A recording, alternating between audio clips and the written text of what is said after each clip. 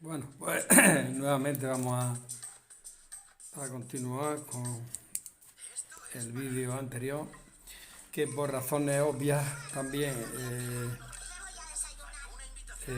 no tenía las gafas. De la niña. Y nada, cometí una serie de fallos. Vamos a enumerarlos. Dije, por ejemplo, que los tártaros desplazaron la Rus de Kiev dividida. Y fue que destrozaron la Rus de Kiev, aprovechando que estaba dividida en diversos estados que cayeron en su vasallaje, ¿no? Ese fue el primero. Luego también dije que la Horda de Oro se retira de Crimea hacia el siglo XV. Y dije 11. No tiene sentido 11, ya que no entran en la Rus de Kiev no entra en crisis hasta el 1240. Luego la palabra que no me salía es que los tártaros secuestraban a huérfanos. La mayoría eran huérfanos para esclavizarlos en el Imperio Otomano, para el ejército de los genízaros. Luego que consigue separarse del dominio lituano-polaco y que la guerra ruso-turca provocó que el Kanato de Crimea pagara vasallaje a los rusos, siendo anexado totalmente en pocos años. Pero bueno, vamos ya a seguir más o menos por donde nos habíamos quedado. Nos habíamos quedado en un periodo denominado la ruina, de 30 años de guerras civiles de los cosacos apoyados por los rusos contra los polacos y contra los tártaros de Crimea, que concluyó con la partición de los tres estados: el polaco, germanato ucraniano, que ya puso en la primera constitución con separación de poderes, o sea que fueron más o menos pioneros en democracia, y los tártaros de Crimea. En 1648-1764 los cosacos del germanato, por el apoyo que habían recibido por los rusos, ¿no?, para librarse de la coalición Polonia-Lituania, de la mancomunidad polaco-lituana, pues tuvieron que apoyar a Rusia en cada conflicto que ésta tenía, ¿no?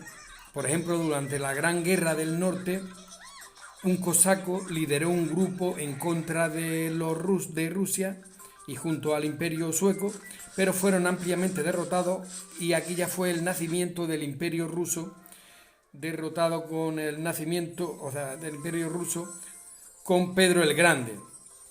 Esta traición del germanato ucraniano le llevó a que Rusia fuese reduciendo la autonomía del germanato, y después ya los zares optaron por la centralización del poder, con lo que el germanato cosaco fue totalmente anexado en 1764.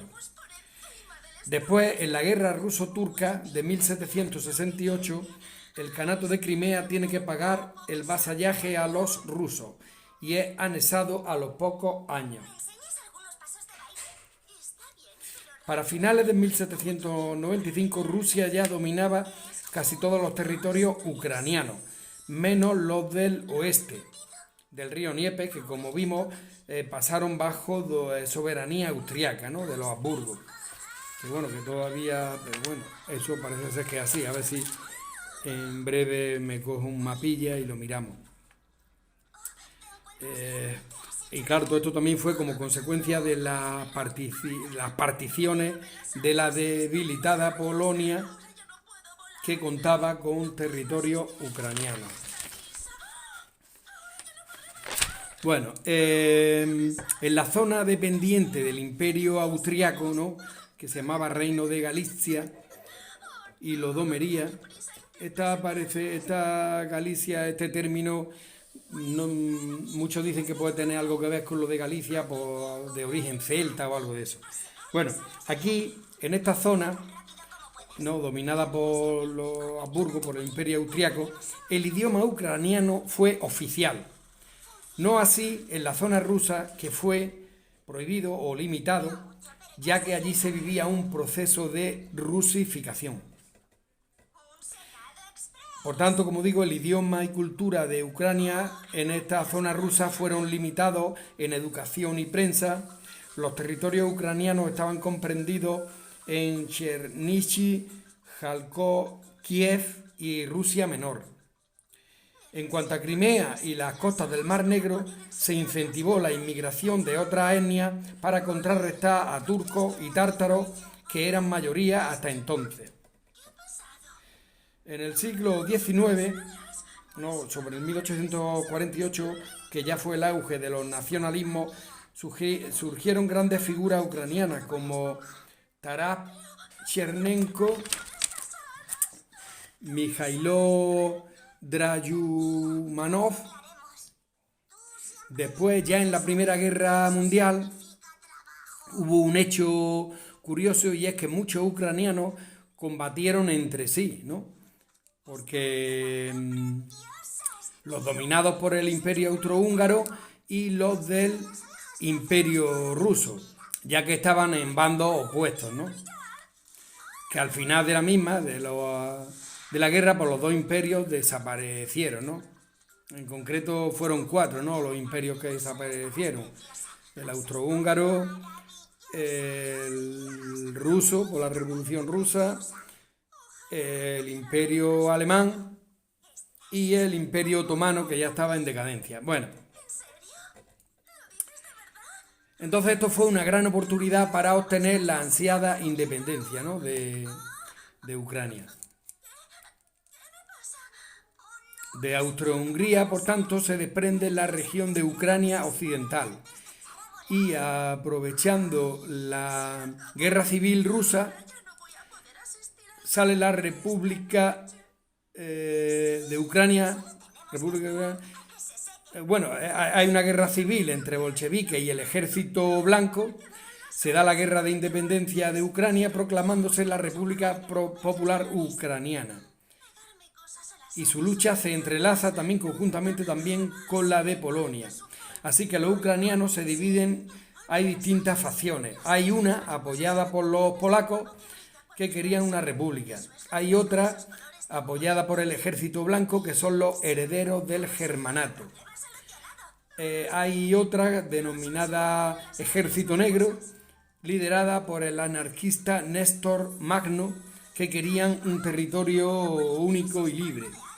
Y la cuarta, que son los comunistas, apoyados por los bolcheviques, que en 1921, ya cuando acaba la guerra, pues tanto Polonia consigue expulsar a los bolcheviques y anexa la parte de Ucrania occidental, la que fue de dominio austrohúngaro.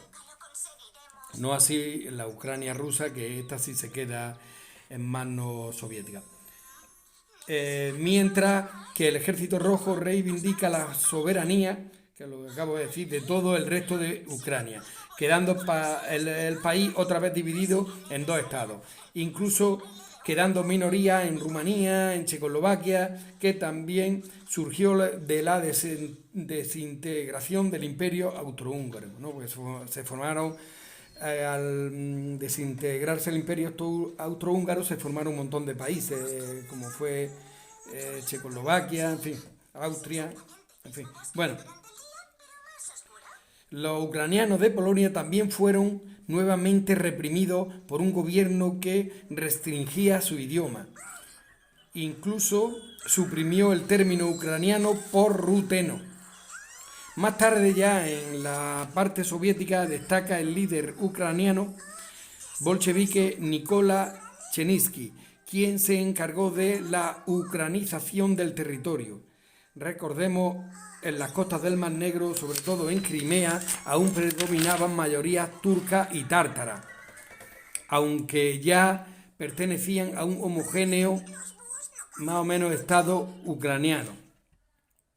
Con Stalin se intensifica una economía de colectivización que consistía en confiscar la mayoría del grano ucraniano para Moscú, ¿no? Para los obreros de Moscú, enfocados en economía de guerra y también para exportar y vender a Europa y así obtener ganancias para también destinarlas a la economía de guerra. Todo esto provocó ya que hemos hablado mucho, el Holodomor, 3,5 millones de muertos, ¿no? La hambruna. Holodomor es hambruna, hay una película que ya la recomendé por ahí en otro vídeo, que está por ahí por YouTube. Bueno, habrá muchas versiones. Y bueno, las calles llenas de muertos, en fin.